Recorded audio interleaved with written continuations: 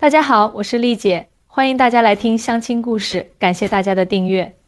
今天要给大家讲一个跨海婚姻的真实故事，说的是我们上海姑娘小茹嫁到台湾的经历。这个故事啊，真是让人又心酸又感动，可以说是一波三折。小茹现在已经在台湾生活了12年，从当初被家人极力反对，到如今幸福美满，这段婚姻路真是不容易啊。小茹是地道的上海姑娘，家住徐汇区，父母都是高知，从小生活优渥，家教严格。大学毕业后，她在一家外企工作，年薪20多万，在同龄人中算是比较优秀的了。按理说，像小茹这样的条件，在上海找个门当户对的对象应该不难。可是谁能想到，缘分这东西真的是妙不可言。缘分来得猝不及防，我和阿伟的相遇完全是意外中的意外。小茹坐在我对面，笑着回忆道：2011年夏天，小茹公司派她去台北参加一个为期1周的培训。那时候两岸交流已经比较频繁，但对于从没离开过大陆的小茹来说，这次台湾之行还是充满了新鲜感。培训结束后的周末，小茹决定自己在台北逛逛，感受一下台湾的风土人情。那天我在诚品书店迷路了，书店太大了，我转来转去找不到出口。小茹笑着说，就在这时，一个高高瘦瘦的男生主动来帮我。原来他看我东张西望的样子，猜到我可能是迷路的大陆游客。这个男生就是阿伟，台北人，在一家科技公司做研发工程师。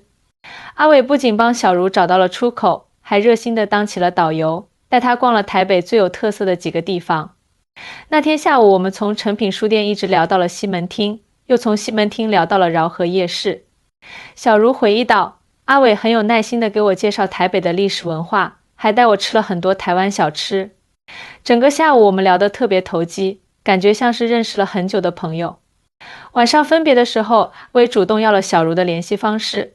回上海后，两人开始了跨海网恋。刚开始那段时间真的很甜蜜。小茹说，每天晚上都要视频聊天，周末更是能聊到凌晨。虽然隔着海峡，但感觉心里的距离却越来越近。阿伟是个特别温柔细心的人，和小茹以前交往过的上海男生很不一样。在上海，男生往往事业心很强，对女朋友难免疏于照顾，而阿伟却会记得小茹的生日、纪念日，甚至是小茹随口提过的喜欢的东西。有一次我随口说喜欢台湾的某种手工饼干，结果下个月阿伟就给我寄来了一大包，说是专门去那家老店排队买的。小茹眼里闪着光，这种被人放在心上的感觉真的很幸福。网恋3个月后，阿伟请了1周假，专程飞到上海见小茹。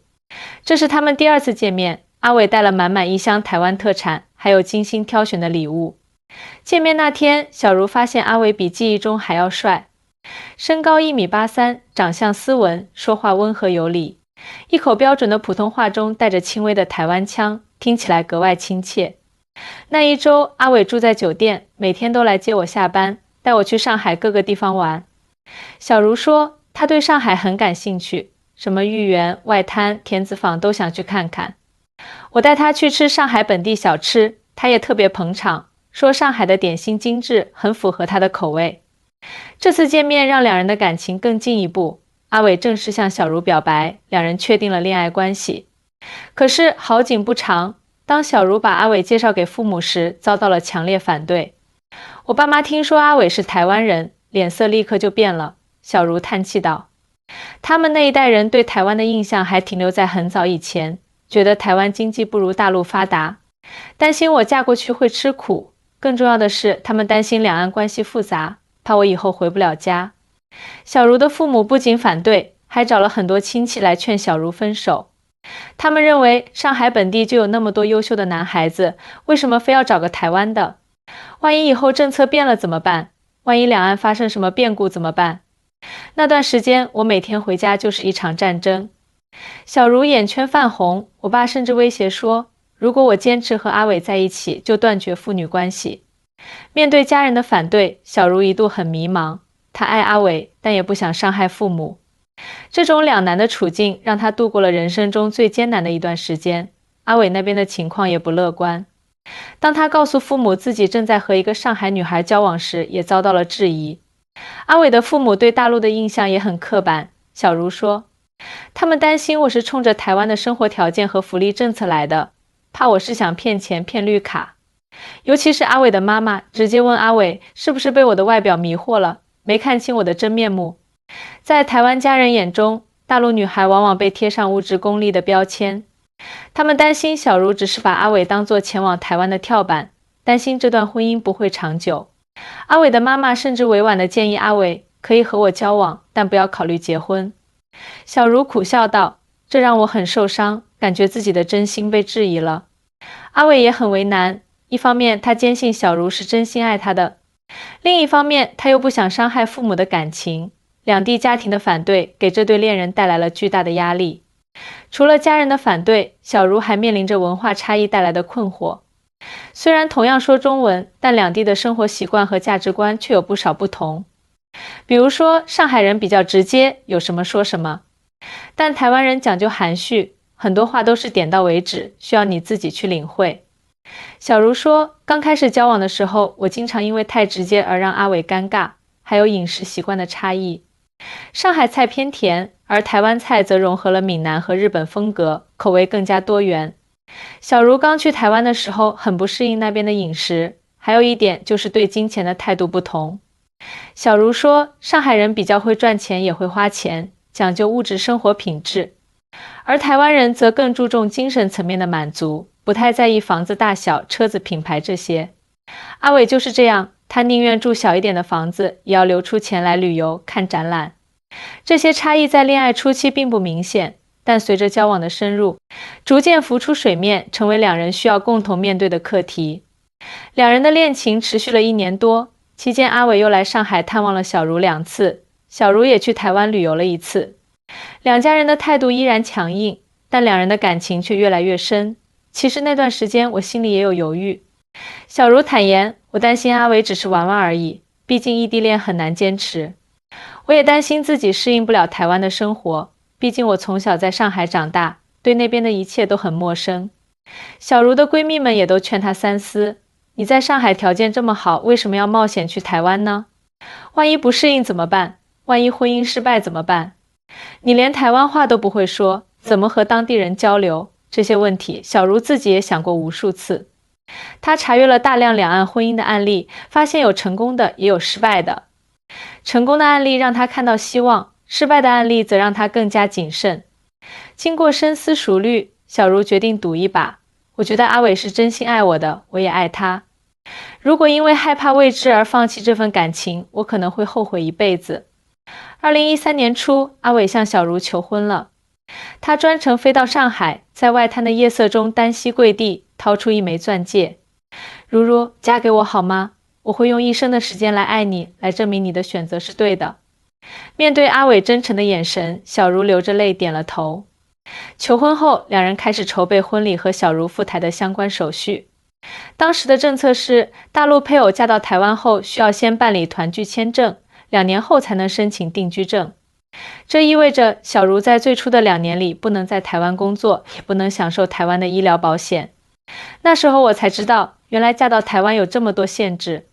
小茹说，但阿伟安慰我说，2年很快就过去了，他的工资够养活我们2个。更棘手的是父母的态度，尽管小茹已经下定决心，但父母依然坚决反对。我爸甚至说，如果我嫁去台湾，就别再认他这个父亲了。小茹的声音哽咽了。那段时间，我每天以泪洗面，夹在爱情和亲情之间，真的很痛苦。阿伟也遇到了家庭的阻力。他的父母虽然没有明确反对，但态度冷淡，不愿参与婚礼的任何准备工作。最让我伤心的是，阿伟的妈妈直接对我说，她不会来上海参加我们的婚礼。小茹说，她认为既然阿伟执意要娶我，那是他自己的选择，家里不会支持。面对双方家庭的反对，两人决定简单办婚礼。2013年5月，他们在上海的一家酒店举行了小型婚礼。小茹的父母最终还是出席了，但全程表情凝重。阿伟的父母则缺席了，只有他的一个表哥代表家族来祝贺。那场婚礼本应是人生中最幸福的时刻，却因为家人的不理解而变得有些悲凉。小茹说，但我和阿伟坚信，只要我们足够相爱，就能克服一切困难。婚礼后，小茹开始办理赴台手续。由于政策限制，流程非常繁琐，需要提供大量证明材料，还要接受面试。整个过程花了将近半年时间。那半年，我和阿伟又回到了异地恋的状态。他在台北工作，我在上海等签证。小茹说，每天视频时，我都能看到他眼中的思念和着急。终于在2013年底，小茹拿到了赴台团聚签证。收拾行李的那天，她的父母终于表现出了不舍。我妈帮我整理衣物时，偷偷塞了很多上海的特产和中药，怕我在台湾吃不惯，生病没人照顾。小茹说，我爸则硬塞给我一张银行卡，说是应急用的。那一刻我知道，不管他们表面上多么反对，心里还是爱我的。带着家人复杂的情感，小茹踏上了前往台湾的航班，开始了她的跨海婚姻生活。2014年初，小茹终于踏上了台湾的土地，开始了她的新生活。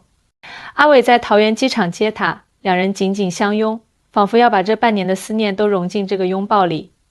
那天下着小雨，台北的天气阴沉沉的，和我忐忑的心情很像。小茹回忆道，虽然之前来过台湾旅游，但真正生活在这里感觉完全不同。阿伟在台北市内租了一套60平方米的小公寓，虽然比不上小茹在上海的家宽敞，但收拾得很温馨。小茹看得出，阿伟为了迎接她的到来，特意布置了房间，甚至在床头摆了一束她最喜欢的康乃馨。刚到台湾那段时间真的很不适应。小茹坦言，首先是语言问题。虽然台湾人也说中文，但日常生活中很多人讲闽南语，我完全听不懂。去菜市场买菜，老板用闽南语报价，我只能一脸茫然。除了语言障碍，还有生活习惯的差异。台湾的垃圾分类非常严格，要分成可回收、厨余和一般垃圾。垃圾车每天定点来收，居民听到垃圾车播放的音乐，就要把垃圾亲自送出去。第一次听到垃圾车的音乐，我还以为是卖冰淇淋的来了。小茹笑道，结果看到邻居们纷纷拎着垃圾袋下楼，我才反应过来，这和上海小区有固定垃圾桶的习惯很不一样。饮食习惯的差异也让小茹很不习惯。台湾菜口味偏重，常常是甜咸辣酸混在一起，而上海菜则偏甜。小茹刚去台湾时，吃什么都觉得太咸或太辣。有一次，阿伟带我去吃台湾有名的卤肉饭，我吃了一口就觉得太咸了，差点吐出来。小茹说，阿伟很尴尬，可能觉得我在嫌弃他家乡的美食。最让小茹不适应的还是人际交往方式的不同。上海人社交直接，说话不拐弯抹角，而台湾人则更注重礼节和表面和谐，很多想法不会直接表达。刚去台湾那会儿，我说话太直接，常常得罪人而不自知。小茹无奈地说，比如有一次，我指出阿伟同事的衣服很土气，结果那个同事虽然表面笑着，但后来再也不和我说话了。阿伟告诉我，台湾人不喜欢这么直接的批评。结婚后，小茹和阿伟搬进了离阿伟父母家不远的小区。按照台湾的传统，儿子结婚后通常会和父母住得近一些，方便照顾。但这也意味着小茹要经常面对不太待见她的婆婆。我婆婆表面上对我还算客气，但心里的芥蒂很明显。小茹说，她总是有意无意地强调台湾的好，暗示大陆有多落后。每次我做菜，她都会指点这个不对那个不好，让我很压抑。婆婆最常说的一句话是，大陆妹子是不是都喜欢花钱啊？这让小茹很受伤。明明她自己很节俭，从不乱花阿伟的钱，婆婆却因为她的出身而给她贴标签。最难熬的是每个周末的家庭聚餐。小茹说，婆婆会叫上阿伟的兄弟姐妹一起吃饭，他们聊天时经常用闽南语，我完全听不懂，只能假装微笑。有时候他们突然笑起来，我总担心是不是在笑话我。阿伟看出了小茹的不适，经常在回家路上安慰她。他说，他妈妈只是需要时间适应，并不是真的针对他。阿伟很体贴，总是站在我这边。小茹感动地说，但我能感觉到他也很为难，夹在妻子和母亲之间左右为难。根据当时的政策，小茹在台湾的前2年只能持团聚签证，不能合法工作。这对曾经在外企工作、经济独立的他来说是个巨大的打击。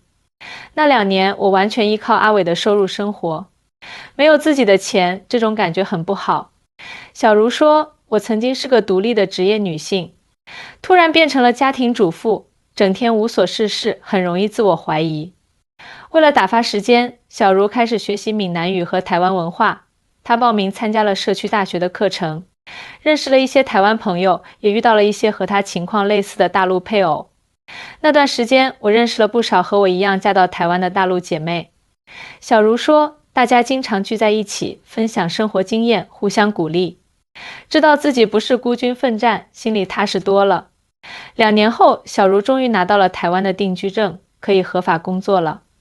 通过朋友介绍，她在一家贸易公司找到了工作，负责大陆市场的业务。有了工作后，我的生活重新有了重心。小茹说，我的普通话很标准，对大陆市场也了解，这反而成了我的优势。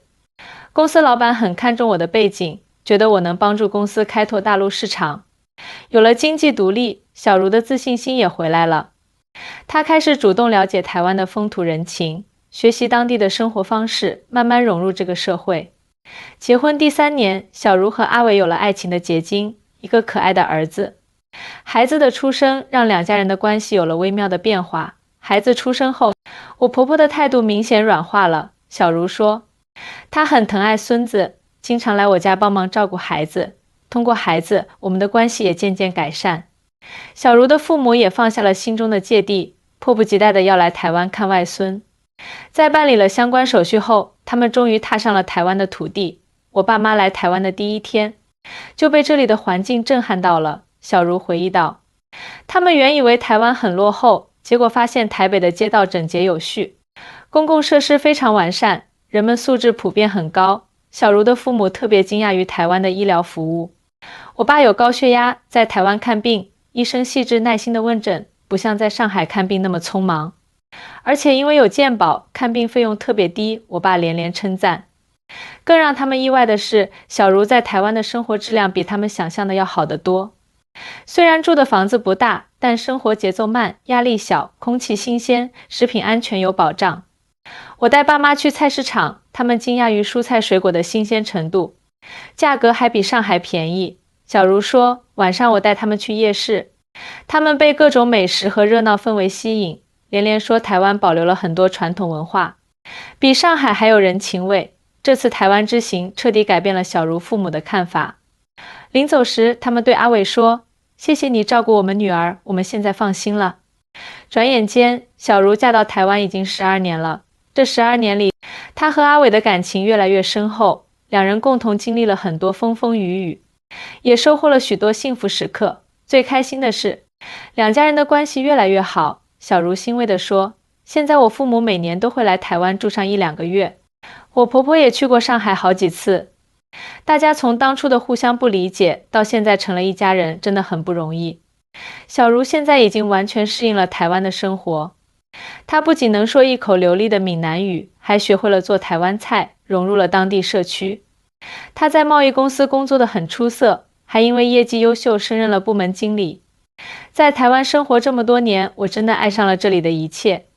小茹感慨道，这里的生活节奏慢，人们不那么攀比，很注重生活品质和家庭关系。每天下班后，阿伟都会陪我和孩子去公园散步，周末我们经常去郊外野餐。这种简单而幸福的生活是在上海难以想象的。小茹最感谢的是台湾的教育环境。她的儿子现在上小学5年级，学校不仅注重知识传授，还很重视孩子的品格培养和兴趣发展。在台湾，孩子的课业压力没有上海那么大，但学习氛围很浓厚。小茹说，老师会鼓励孩子思考问题，尊重每个孩子的个性。我儿子特别喜欢画画，学校提供了很多展示才华的平台，这让他非常有自信。当年那些反对小茹嫁到台湾的亲友，现在都改变了看法。每次小茹回上海探亲，朋友们都会羡慕地说，你在台湾生活太惬意了，皮肤比我们都好，看起来比实际年龄年轻好几岁。我的几个闺蜜现在都是高压职场女性，每天加班到深夜，周末还要陪孩子上各种培训班。小茹说，相比之下，我的生活节奏慢多了，有更多时间陪伴家人，享受生活。小茹的父母更是彻底转变了态度，他们现在经常向亲戚朋友炫耀女儿在台湾的好日子，空气好，饮食健康，医疗便宜，教育优质。小茹的妈妈甚至打算退休后长期住在台湾，享受天伦之乐。我爸现在特别喜欢在台湾的生活，小茹笑着说。他每天早上都和小区的台湾老人一起打太极拳，晚上和阿伟下象棋，乐在其中。我妈则和婆婆一起参加社区的插花班，两人关系好得不得了，跟姐妹似的。回顾这12年的婚姻生活，小茹感慨万千。当初决定嫁到台湾时，我有很多担忧和不安，但现在看来，那是我做过的最正确的决定。小茹认为，两岸婚姻虽然面临诸多挑战，但只要双方相互理解包容，就能跨越文化和地域的鸿沟。我和阿伟的婚姻能走到今天，得益于我们的相互尊重和理解。小茹说，阿伟从来不炫耀台湾的优越，也不贬低大陆的发展。他会耐心解释台湾的文化习俗，也尊重我的生活方式。阿伟也很珍惜这段婚姻。刚开始时，我担心文化差异会影响我们的感情，但实际上正是这些差异让我们的生活更加丰富多彩。阿伟深情地说，茹茹带给我很多新的视角和思考方式，让我的世界更加宽广。